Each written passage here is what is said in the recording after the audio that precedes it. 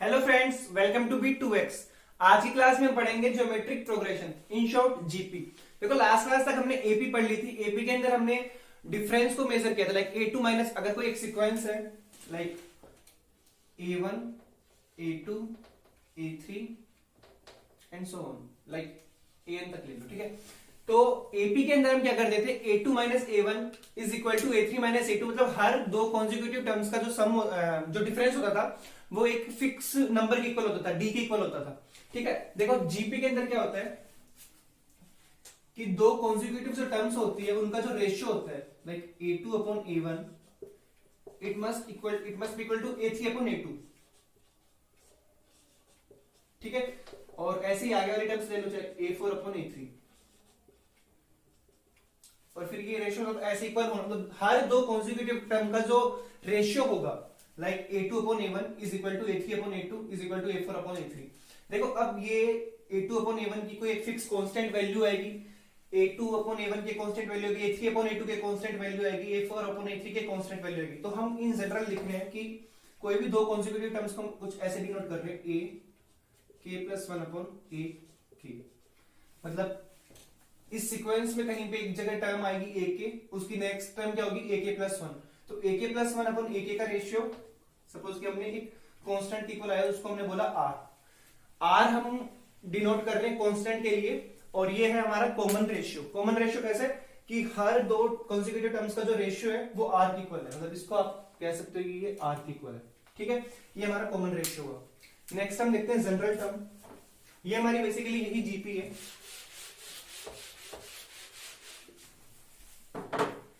देखो नेक्स्ट है general term. तो हम अच्छा चलो इसके अंदर एक पॉइंट और डिस्कस करना है कि देखो A1 A2 A3 AN, अगर इसके अंदर A1 हमारा A कंसीडर करते हैं अगर हम, तो क्या बनेगा, देखो पहली टर्म क्या हो गई A हो गई, सेकंड टर्म A2 थी, ठीक है, थर्ड टर्म A3 थी, बट क्योंकि A1 की वैल्यू A हमने पुट कर दी है तो यहाँ पे A2 हमारा बन जाता है AR, A3 क्या बन जाता है AR स्क्वायर, फिर AR cube and so on. देखो कैसे बनाएंगे, इन दोनों का रेशियो लो, AR upon A, it should be equal to AR square upon AR।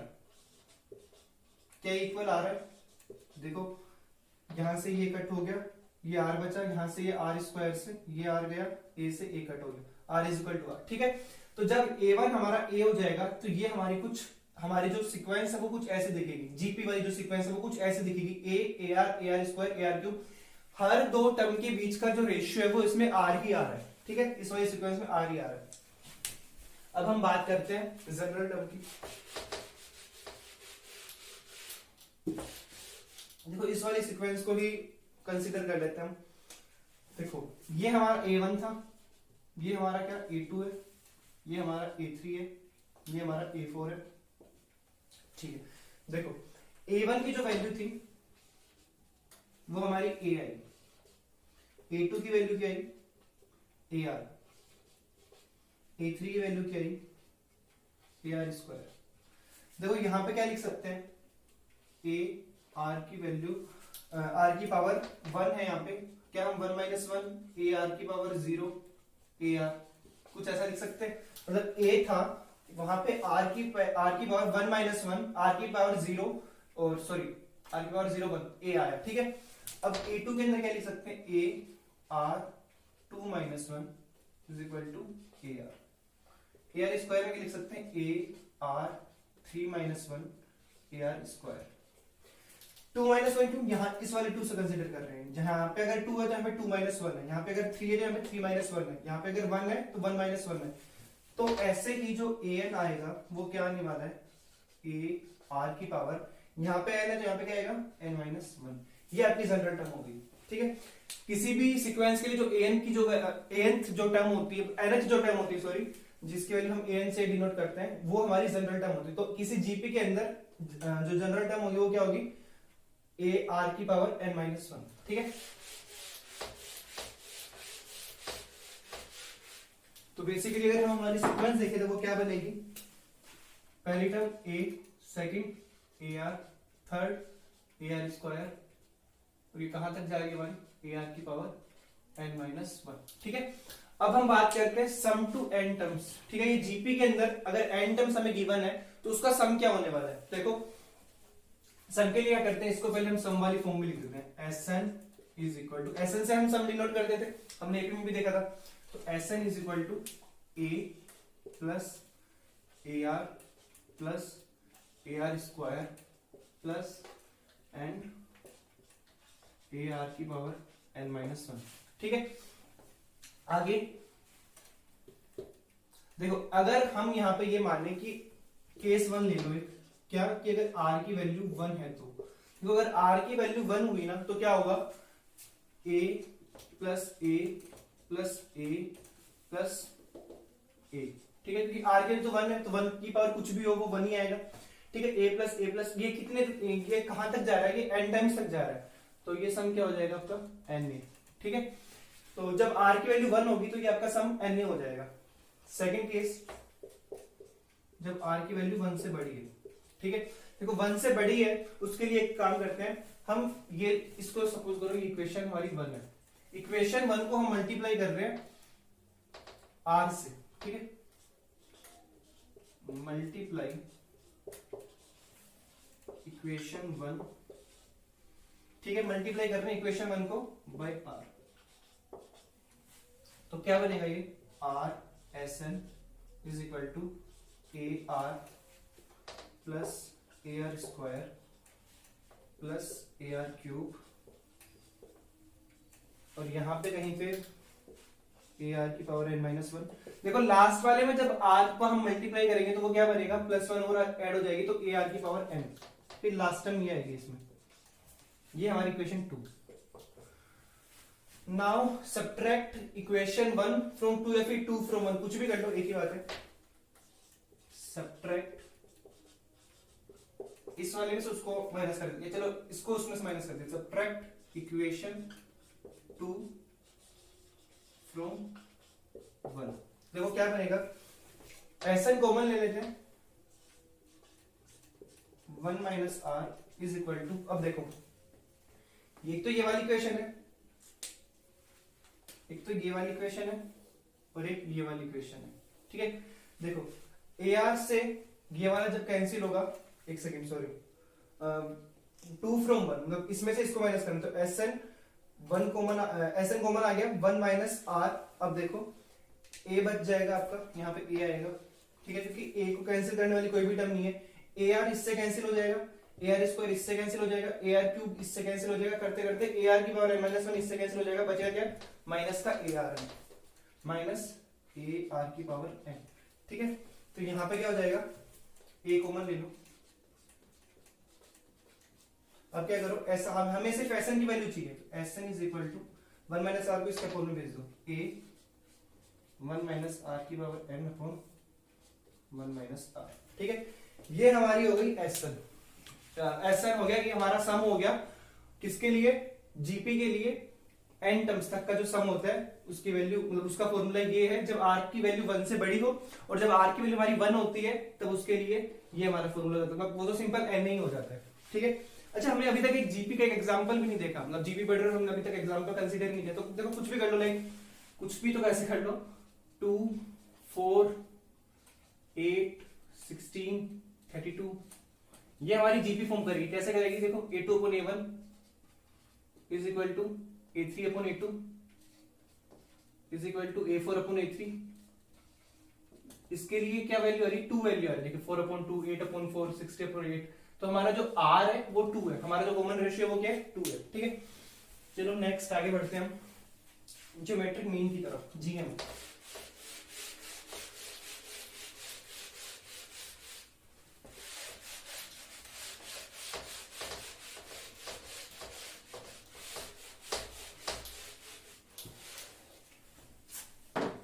देखो जीएम से क्या समझते हैं हमने लास्ट टाइम जब ए भी पढ़ी थी तो उसके अंदर हमने एम को कंसीडर किया था।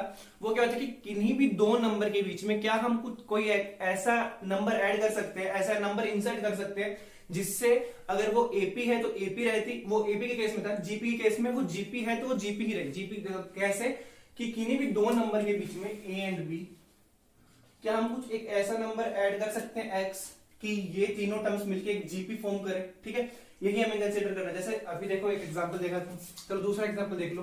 क्या हम 3 and 27 के बीच में कोई एक ऐसा नंबर ऐड कर सकते हैं यहाँ पे कि ये एक जीपी फॉर्म करे? लाइक 9 होता है, बता रहा हूं मैं, एक नंबर 9 होता है, तो इससे क्या होगा 9/3 इज इक्वल टू 27/3, सॉरी 27/9, तो आपका 3, ठीक है, कॉमन रेशियो 3 आ गया, आपका आर की वैल्यू 3 आ गई। क्या हम एक ऐसा नंबर ऐड कर सकते हैं? लास्ट टाइम हमने डिस्कस किया था कि अगर एक नंबर ऐड कर सकते हैं तो क्या हम ऐसे 2 number, 3 number, 4 number, n numbers add कर सकते हैं? तो देखते हैं जीपी के केस में क्या होता है।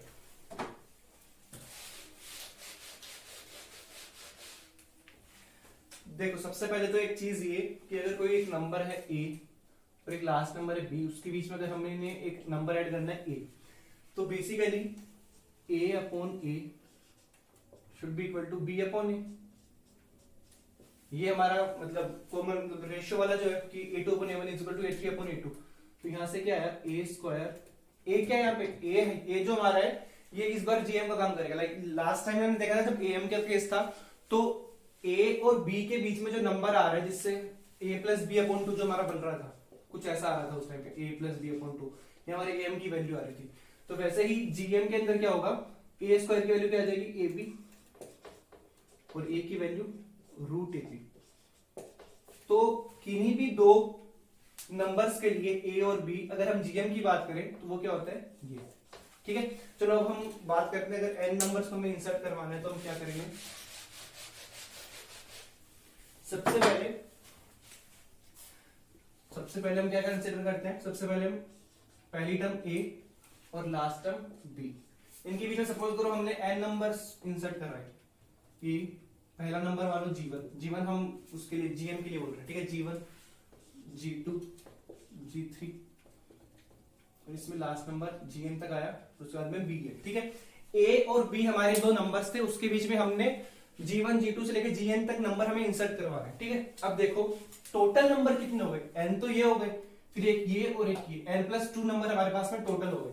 देखो अगर हम बात करें b की वैल्यू की, तो b क्या होता है, लास्ट टर्म हमने क्या देखी थी उसके अंदर हमारी लास्ट टर्म थी जो an होता था, वो क्या था ar⁻n-1। ये तब होता था जब हमारे पास में यहाँ पे n होता था, ठीक है।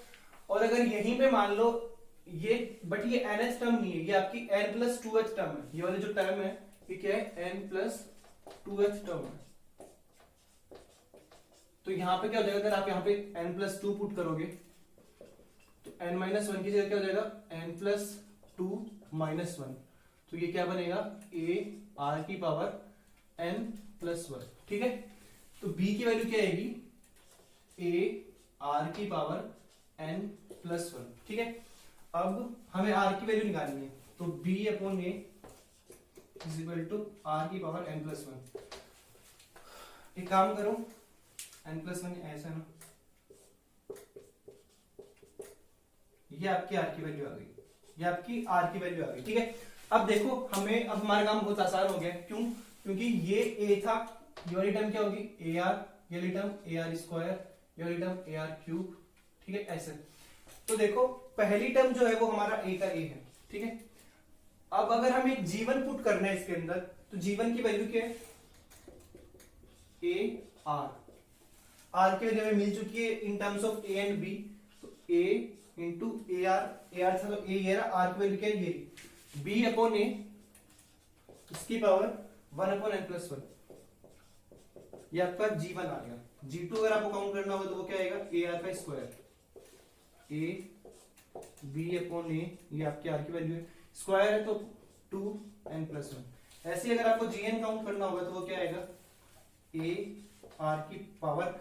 अच्छा अब ये बताओ कि यहाँ पे r की पावर n-1 आएगा, n-2 आएगा, या फिर सिर्फ n आएगा, क्या आएगा। तो देखो g1 के लिए ar आ रहा है, g2 के लिए ar² आ रहा है, तो n के लिए हमें भी n ही आएगा, ठीक है। वो क्या बनेगा a b/a n/n+1। तो ये वैसे फॉर्मूला आ गया एक तरीके से। तो इस तरीके से a और b अगर हमें दो गिवन नंबर है उसके बीच में अगर हमें n नंबर इंसर्ट करवाने ताकि वो जीपी ही फॉर्म करे, तो उसके लिए ये हमने प्रोसेस देखी, ये हम फॉर्मूला पुट करके डायरेक्ट उसकी वैल्यूज हम फाइंड आउट कर सकते हैं, ठीक है। नेक्स्ट हमारा है relationship between am and gm। देखो ऐसा कुछ रिलेशनशिप फाइंड नहीं करनी हमें, इस मतलब आज की वीडियो में हम सिर्फ इतना देखेंगे कि एएम और जीएम में से वैल्यू किसकी बड़ी होती है। ठीक है, तो देखो हमने देखा था लास्ट टाइम पे कि अगर एएम में सपोज कुछ ए से डिनोट कर रहे हैं, मान लो ए की वैल्यू क्या आ रही थी उसमें ए प्लस बी बाई टू। ठीक है, और जीएम चलो जी से अगर हम डिनोट करें एक बार के लिए तो जी की वैल्यू क्या आ रही है रूट ए बी। ये ए और बी दो नंबर है, यहाँ पे भी ए और बी वो बाकी दो नंबर है। ठीक है, अब देखो अगर हमें ये बताना हो कि कोई दो नंबर में से एट दी निकल के तो कुछ नंबर ही आएगा। ए बी को मतलब ए भी हमें गिवन है, बी भी गिवन है, उन दोनों को प्लस करके अगर हम 2 से डिवाइड करेंगे तो कुछ नंबर ही निकल के आने वाला है। अगर आपको ये बताना हो कि कोई दो नंबर आपको गिवन है, उन दोनों में से बड़ा कौन और छोटा कौन, अगर आपको ये बताया है कि आपके पास में एक एक्स है और एक वाई है, तो आप कैसे बता सकते हो, क्या क्या वेज हो सकते हैं बताने के कि इनमें से कौन सा बड़ा है कौन सा छोटा है। देखो अगर हम x माइनस वाई कर दें, ठीक है, अगर ये दोनों जीरो निकल के आ गया इसका मतलब x और y दोनों इक्वल थे। अगर ये ग्रेटर देन जीरो निकल के आ गया इसका मतलब x जो है वो आपका y से बड़ा है। यहां से क्या इंप्लाई होता है कि x जो है आपका y से बड़ा था। ठीक है, अगर लेस देन जीरो निकल के नेगेटिव आ गया मतलब x जो आपका है वो y से छोटा है। ठीक है, तो वही कंसेप्ट हम यहाँ पे लगाने वाले हैं। देखो अगर हम a माइनस जी कर दें तो हमारे पास में क्या आएगा a plus b by two minus root a b. ठीक है, अब हम ये देखेंगे a माइनस जी जीरो है मतलब a और g दोनों इक्वल होते हैं। अगर बड़ा है तो a बड़ा है और अगर जीरो से छोटा है तो इसका मतलब g बड़ा था। ठीक है, देखो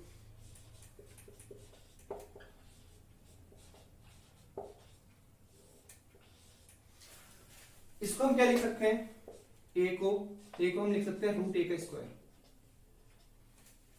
प्लस रूट बी का square minus two root a b upon में टू। देखो a plus b a square minus two a b plus b square, ये आपका root a minus root b का होल स्क्वायर बनता है। Root a minus root b का whole square upon two. देखो two तो आपका वैसे भी कांस्टेंट है, आपका ये फर्क नहीं डालेगा कि ये वैल्यू बड़ी है या छोटी है। हम बात करते हैं ए और बी की। देखो जब भी रूट ए माइनस बी का होल स्क्वायर है, root a minus root b का होल स्क्वायर है, तो ये हमेशा जब भी किसी नंबर का स्क्वायर होता है ना, लाइक अगर एक्स का स्क्वायर है तो वो या तो जीरो हो सकता है अगर एक्स की वैल्यू जीरो है तो, अदरवाइज वो उससे बड़ा होगा। मतलब स्क्वायर कभी भी नेगेटिव नहीं जा सकता, ये चीज एक्सेप्ट करते हो कि कोई किसी भी टर्म का स्क्वायर तो किसी भी नंबर का स्क्वायर जो होगा वो कभी भी नेगेटिव नहीं जाएगा। तो ये हमेशा greater than equal to zero होने वाला है। इसका मतलब a माइनस जी की value greater than equal to zero है। इसका मतलब am जो आपका होगा वो हमेशा am और gm में आपकी ये कंडीशन होल्ड होगी। ठीक है, चलो अब हम सिर्फ क्वेश्चंस वाला पार्ट बचा रहा है, अब हम क्वेश्चंस की तरफ चलते हैं। ओके, तो हम फर्स्ट क्वेश्चन देखते हैं आज का। पहला क्वेश्चन है for what values of x the numbers -2/7, x, -7/2 are in GP.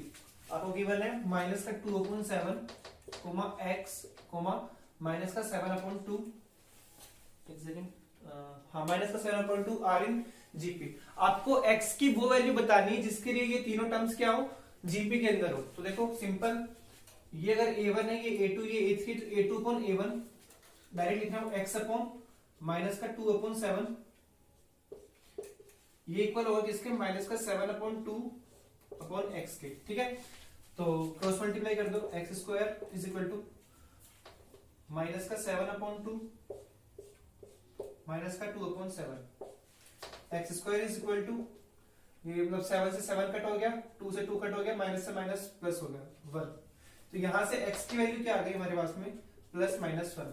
अब x की दो वैल्यूज है +1 एंड -1, आप कुछ भी वैल्यू रख दो, दोनों के लिए ये वाली कंडीशन सेटिस्फाई करेगा। जैसे कि देखो अगर हम x के लिए +1 रखते हैं तो माइनस का 2/7, 1, 7/2 और माइनस का, या फिर ये वाली भी अगर हम रखें x की वैल्यू -1 रखें तब भी इन दोनों के लिए ही ये जीपी फॉर्म करेगा। x प्लस के लिए +1 के लिए भी और -1 के लिए भी, दोनों कंडीशन में ये जीपी फॉर्म करेगा। ठीक है, तो x की दोनों वैल्यू सेटिस्फाई करेगी जीपी के लिए। नेक्स्ट क्वेश्चन देखते हैं, मतलब इसके लिए x की दो वैल्यू है +-1। नेक्स्ट क्वेश्चन है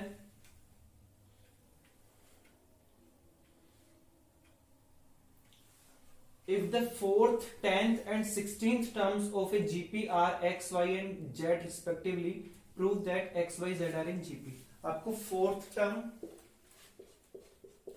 टर्म जो है वो x गिवन है, 10th टर्म हमें y गिवन है and 16th term z given है. हमें ये भी प्रूफ करना है कि ये तीनों एक जीपी फॉर्म कर रही है. ठीक है, तो देखो सबसे पहले हमें जो गिवन इंफॉर्मेशन हम उसके ऊपर जाएंगे.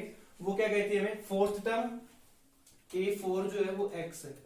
a4 क्या होता है एक्चुअल में, ar3, इसकी वैल्यू x है. x की वैल्यू आपके पास में आ गई. a10 की वैल्यू है ar की power 9 which is y. a16 ar की power 15 is equal to z. ठीक है, देखो अगर आपको ये चीज बतानी है कि x, y एंड z ये तीनों जीपी फॉर्म कर रहे हैं, इसका मतलब क्या होना चाहिए, x, y and z GP form कर रहे हैं, इसका मतलब y upon x it will be equal to z upon y. ठीक है, पहले इसका रेशियो निकालते हैं और फिर इसका रेशियो निकालते हैं. अगर दोनों रेशियो आपस में इक्वल आ रहे हैं इसका मतलब ये जीपी फॉर्म कर रहे हैं ये तीनों टर्म्स मिलकर. ठीक है, देखो y अपॉन x, y के आपके पास में ar की पावर 9. हम पहले y अपॉन x की बात करते हैं. ar की पावर 9 अपॉन ar की पावर 3. a से a कैंसिल, r की power 9 minus 6 is equal to r cube. अब अगर z अपॉन y के रेशियो की वैल्यू r क्यूब आती है, इसका मतलब ये जीपी फॉर्म कर रही है तीनों टर्म्स. ठीक है, तो z upon y is equal to ar की पावर 15 अपॉन ar पावर 9. ठीक है, तो a से a कैंसिल, r की पावर 15 माइनस 9. एक सेकंड एक गलती हो गई हमसे. x की जो वैल्यू थी वो 6 नहीं थी, यहाँ पे 3 थी. ठीक है, ये गलती हो गई. 9 minus 3 is equal to r की पावर 6. ठीक है, हाँ ओके. तो 15 minus 9 is equal to r की पावर 6. तो देखो दोनों रेशियो इक्वल आ रहे हैं. y अपॉन x की वैल्यू भी r की पावर 6 आ रही है, z अपॉन y की वैल्यू भी r की पावर 6 आ रही है. इसका मतलब हमें जो गिवन x, y, z की वैल्यू है उनके लिए x, y एंड z तीनों जीपी फॉर्म करेंगे. ठीक है, तो चलो नेक्स्ट क्वेश्चन की तरफ बढ़ते हैं.